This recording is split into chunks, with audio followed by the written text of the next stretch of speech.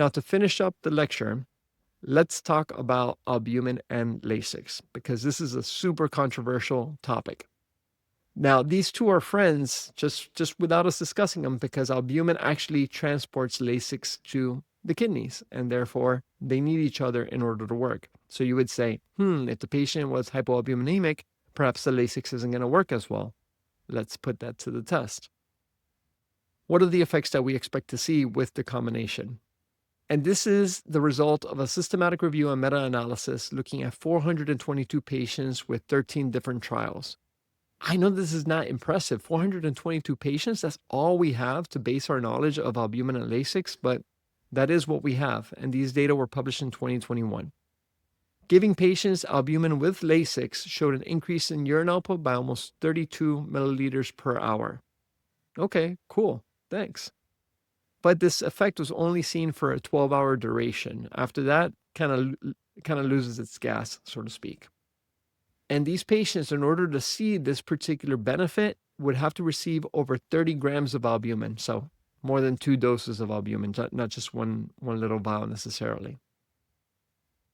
One of the things that has been teased out is that in order for this to work, you need to give the albumin first and then the Lasix, not the other way around. Now, if you do want to give your patients albumin and Lasix, how much is this going to cost? And of course, we're going over hypothetical numbers here because, every institution has different pricing strategies. So if you want to do the 25% albumin, every 12 hours, it's going to be about $300 a day versus the 25% albumin every 8 hours, that's $450 a day. If you are considering giving patients the albumin Lasix combo, you might as well make it have the best bang for your buck. So who are the best candidates for albumin and Lasix? And these are the patients who have a low serum albumin level, less than 2.5 grams per deciliter. This is where you're going to have your bang for the buck. In addition to that, your patients who have an impaired renal function, in other words, a creatinine greater than 1.2 or a eGFR less than 60. These are the patients who could benefit from this the most.